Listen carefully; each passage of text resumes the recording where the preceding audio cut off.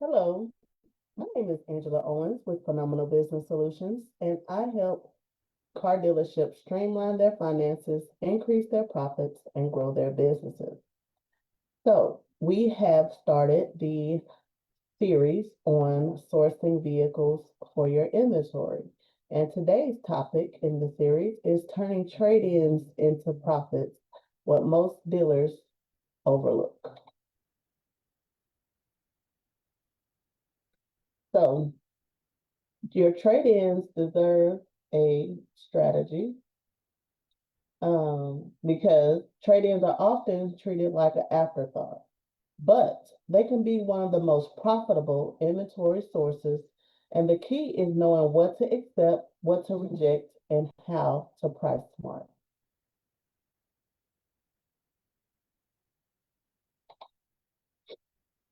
So, the value of your inbound inventory, you get lower acquisition costs versus the auction wholesale. So, you don't have to pay any auction fees, wholesale fees, or and so when you're getting your trade-ins, you can kind of determine what you're going to accept for that.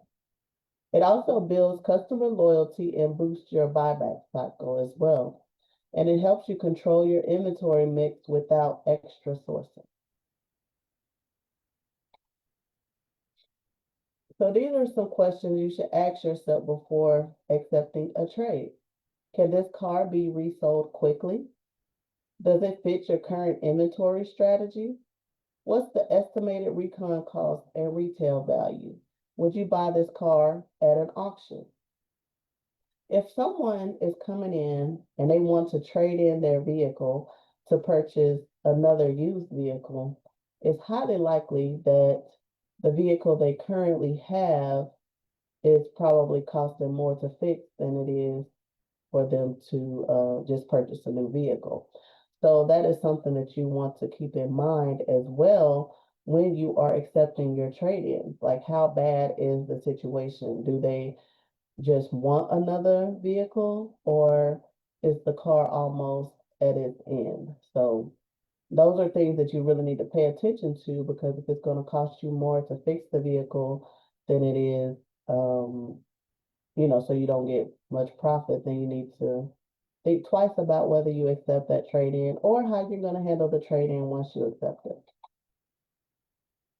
So, the most common mistakes with the trade ins is accepting anything to close a sale, overestimating the retail value, ignoring recon costs, forgetting to match the customer demand, and holding too long because it was a trade.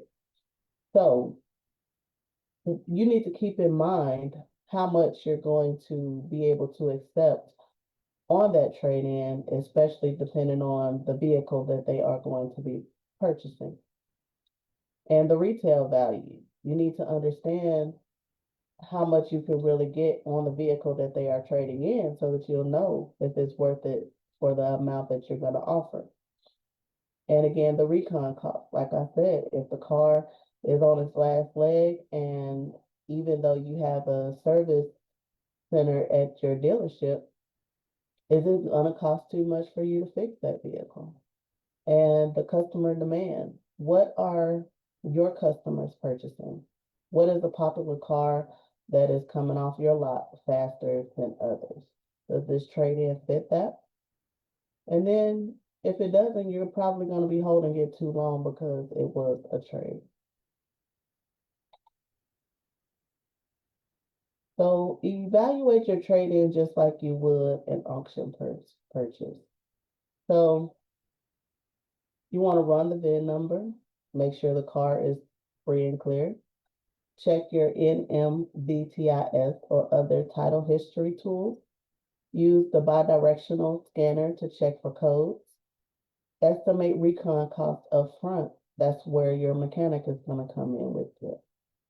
And look at the actual comps and not just the book value. So make sure you're really paying attention to how much that trade-in is going to cost you in your dealership. So you also need to Think about when it's time to wholesale the trade or put it into the auction. If it's far outside your usual mix, the recon is getting too high, you have title or frame issues, and you know that it won't sell on your lot. So sometimes you can go ahead and accept the trade if you know that once you put it through the auction, or if you have a relationship with a wholesaler and you know that that vehicle can do better somewhere else, that is something else that you can take into consideration. And also, even when you're pricing your trade-in, if you know that it's most likely going to go to a wholesaler or the auction, it's possible that you can keep those prices in mind about how much you could possibly get at the auction or a wholesaler. So this is how you should structure trade deals for profit.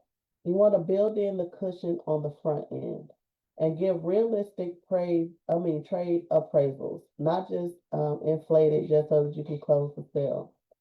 Price based on your exit strategy. Are you going to do retail or wholesale? Consider as is sales with clear disclosures. And also you want to consider the car they're buying when determining the trade-in value that you offer to them. You are managing the whole deal and not just the trade. So it's not just about the trade-in price. You want to see the total profit across both vehicles. Also, higher purchase margin equal more flexibility on the trade. If the vehicle they're buying has a larger spread, you can give a little more on the trade. But if it's a tight margin car, you have to be very conservative with that. So don't overpay just to close the deal. Be cautious of be cautious of over allowance. It kills the growth. So only stretch if the deal still works as a whole. So look at the whole picture and make sure it makes sense for you. You also want to train your sales team to spot red flags like mileage rollbacks, frame damage, airbag replacement, repainted panels, lost title excuses. These are just some of the things that you want to keep in mind when you are considering accepting a trade-in. So these are the next action items that I suggest is to create a trade-in checklist for your team. Start evaluating trade-ins like auction inventory. Track profit margins on every inbound unit. And don't let your trade-in strategy be an afterthought.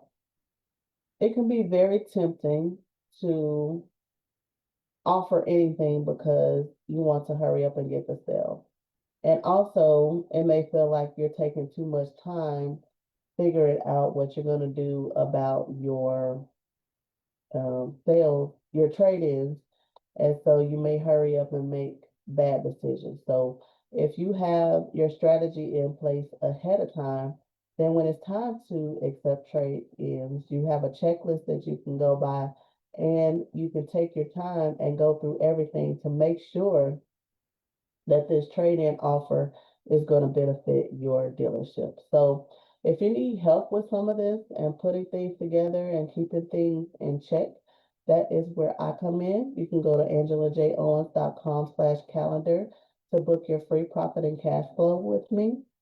And if you haven't already, you can download your ebook at angelaJowens.com/5mistakes. And that is all that I have for you today. Make sure you join me next week for the next topic.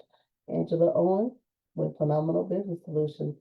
Have a wonderful rest of your Tuesday. Bye.